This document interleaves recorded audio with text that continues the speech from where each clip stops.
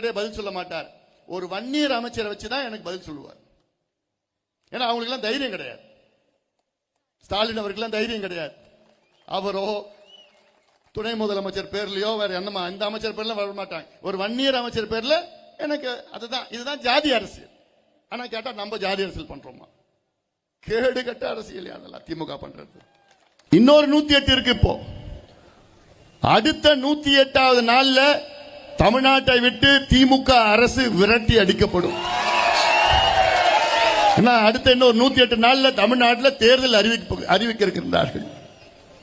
நிறைய லூசுங்க இப்போ தமிழ்நாட்டில் சுத்த ஆரம்பிச்சிச்சுங்க. பஸ்ஸில் போகிறாங்க.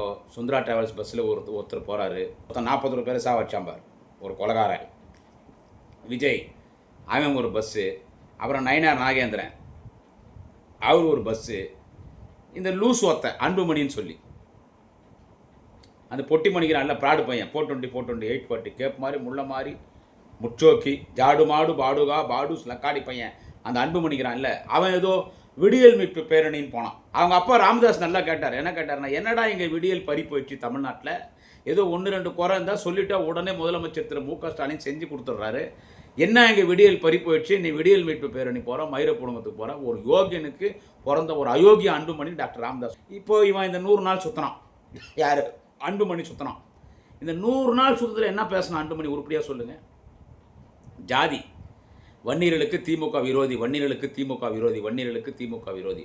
முதலமைச்சர் திரு மு க ஸ்டாலினுக்கு வன்னியர்களை பார்த்தா பிடிக்காதுன்னு பொய்யா புடுங்கணும். நான் அன்புமணிக்கு சொல்கிறேன், டே படுஸ், வன்னியர்களுக்கு நல்லது பண்ண ஒரே கட்சி திமுக. வன்னியர் சமுதாயத்துக்கு நல்லது பண்ண ஒரே கட்சி திமுக. ஒரே தலைவர் முத்தமிழறிஞர் டாக்டர் கலைஞர். இன்றைக்கி நமது தலைவர் தளபதி ஸ்டாலின் அவர்கள். அன்றைக்கி வன்னியர்களை எம்பிசி பட்டியலில் சேர்த்தது யார்? டாக்டர் கலைஞர். எம்ஜிஆர் ஆட்சியில் சுட்டு சாகடிச்சாங்க. ஆனால் கலைஞர் திமுக ஆட்சிக்கு வந்த பிறகு தான் 89 வன்னியர்களை மிகவும் பிற்படுத்தப்பட்டோர் பட்டியல், மோஸ்ட் பேக்வர்ட் கிளாஸ் பட்டியலை சேர்த்து 22 பேர் அதிமுக ஆட்சியில் சுட்டு சாகடித்த அந்த இடஒதுக்கீட்டு போராளிகளுக்கு நிதி உதவி வழங்கி, மாதம் உதவித்தொகை வழங்கி, அவங்க குடும்பத்திற்கெல்லாம் வேலைவாய்ப்புகளை முன்னுரிமை கொடுத்து, இன்றைக்கி அந்த 22 தியாகிகளுக்கு விழுப்புரத்தில் மணிமண்டபம் கட்டினது நமது தேச தலைவன் 2026 தமிழ்நாட்டின் முதலமைச்சராக பொறுப்பேற்கக்கூடிய நம்முடைய தலைவர் தளபதி ஸ்டாலின். வன்னியர் சமுதாயத்தினுடைய ஒரு மிகப்பெரிய தலைவர் கோவிந்தசாமிக்கு சிலை வைத்ததும் மணிமண்டபம் கட்டியதும் நம்முடைய தலைவர் தளபதி ஸ்டாலின் அவர்கள். எனவே வன்னியர்களுக்கு எல்லா நன்மை செய்திருப்பது திமுக. திமுக ஆட்சியில் எடப்பாடி பழனிசாமியும் அன்புமணியும் 2 பேர் சேர்ந்து என்ன ஃப்ராடு வேலை பார்த்தாங்கன்னா, ஒரு 4.5 வருஷத்துக்கு முன்னால் போன எம்எல்ஏ எலெக்ஷன் அறிவிக்கிறதுக்கு 4 மணி நேரத்துக்கு முன்னால், தேர்தல் கமிஷன் எலெக்ஷன் அறிவிக்கிறதுக்கு 4 மணி நேரத்துக்கு முன்னால் வன்னியர் சமுதாயத்தை 10.5 இடஒதுக்கீட்டு கொடுத்துட்டோம், வன்னியர்களுக்கு 10.5 இடஒதுக்கீட்டு கொடுத்தாச்சுன்னு ஒரு அரசாணை, பொய்யான அரசாணையை எடப்பாடி பழனிசாமி தேர்தல் கமிஷன் தேர்தல் அறிவிக்கிறதுக்கு 3 மணி நேரத்துக்கு முன்னால் வெளியிட்டு வன்னியர்களை ஏமாற்றி வன்னியர்கள் ஓட்டை வாங்கினது யாருன்னு கேட்டால் 2 ஃப்ராடுங்க. ஒன்று எடப்பாடி பழனிசாமி, இன்னொன்று அன்புமணி.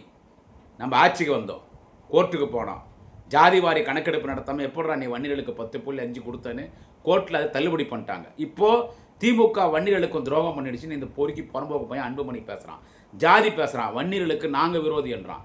வன்னியர்களுக்கு நண்பன் ஒரே கட்சி திமுக, கலைஞர் தலைவர் தளபதி ஸ்டாலின், எதிர்காலத்தில் நாளைய முதல்வர் அண்ணன் உதயநிதி ஸ்டாலின் அவர்கள். தலித் மக்களை பழிவாங்கிறாங்கன்றே. டேய், தலித்துக்கும் வன்னியர்களுக்கும் சண்டை போடுறது யாரா? அன்புமணி, நீ தான். தலித்துக்கும் வன்னியர்களுக்கும் சண்டை போடுறது யாருன்னு கேட்டால் இவன் அன்புமணி தான். தலித்துக்கும் வன்னியர்களுக்கு சண்டையே விடுறான், இவன் தான் சண்டை விடுறதே. அந்த தருமபுரியில் இளவரசன் காதல் பிரச்சனை என்னாச்சு?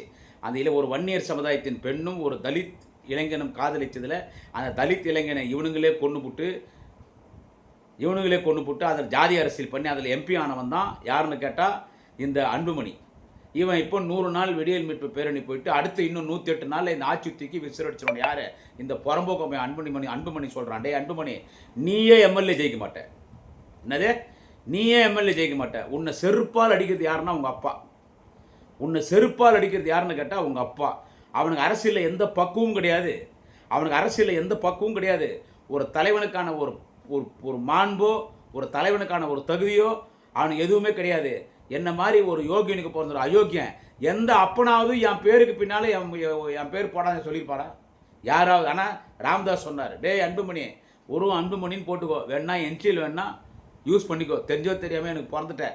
ஆனால் உன் பேர் பக்கத்தில் ராமதாஸ்ன்னு என் பேரை பயன்படுத்தக்கூடாதுன்னு உன்னை செருப்பால் அடிச்சது யாருன்னு கேட்டால் உங்கள் அப்பா. யார்? உங்கள் அப்பா டாக்டர் ராமதாஸ். நீ என்னத்துக்காக பிஜேபி குல்பிஎஸ் போய் சப்பினுக்கிற? டே உங்கள் வாத்தா, நீ மருத்துவக் கல்லூரி ஒதுக்கீட்டு பணத்தில் நீ கோடிக்கணக்கில் ஊழல் பண்ணியிருக்கிற. உன்னை பிடிச்சிட்டான் பிஜேபி கெட்டியா. வாத்தா தூக்கி திகார் ஜெயிலில் போட்டுறோன்னே போய் பிஜேபி குல்பிஎஸ் சப்பினுக்கிறான். இப்போ இவன் திமுக ஒழிச்சிருவானா? யார் இவன் சொல்கிறான்? போடா ஜாடு மாடு பாடுகா பாடு ஸ்பையாடே அன்புமணி, திமுக மயிரை கூட நீ புடுங்க முடியாது. உங்கள் அப்பா உன்னை காலி பண்ணுறாருப்பார். பாட்டாளி மக்கள் கட்சியே முடிச்சிட்டான். பாட்டாளி மக்கள் கட்சி முடிச்சிட்டான். தலித்துக்கும் வன்னியர்களுக்கும் சண்டை விடுறவன் யாருன்னு கேட்டால் இந்த ஜாதி சண்டைக்காரன், இந்த குடிகாரன் நாய். யாருன்னா இவன் அன்புமணி. உலகமாக குடிகாரன் யாருன்னு கேட்டால் அன்புமணி. உலகமாக குடிகாரன். தினம் நைட்டானா ரெம்மி மாட்டின்னு ஒரு ஃபுல்லு போடாமல் தூங்கவே மாட்டான். அவன் பிராண்டே நான் சொல்கிறேன் பாரு, அன்புமணி பிராண்டு. அன்புமணி பிராண்டு ரெம்மி மாட்டின். சாயங்காலம் 7 மணிக்கு ஆரம்பித்தா நைட்டு 11 மணிக்கு ஒரு புல்லை முட்டிடுவான். நல்லா 3/4 கிலோ சிக்கனு, 1/2 கிலோ மட்டனு, நல்ல சாதம் ரசம் குழம்பெல்லாம் சாப்பிட்டு தான் படுத்து தூங்குற குடிகாரன் நாய். இவன் பூரண முதலுக்கு பற்றி பேசுகிறான். இவன் சொல்கிறான் 108 நாளில் திமுக ஆட்சியை முடிச்சிடுவானா. போடாடே புறம்போக்கு போ. எம்எல்ஏ எலெக்ஷன் டெபாசிட்டே வாங்க மாட்டான். அன்புமணி உனக்கு செருப்படி. உங்கள் அப்பா ராமதாஸ் உன்னை செருப்பால் அடிப்பார்.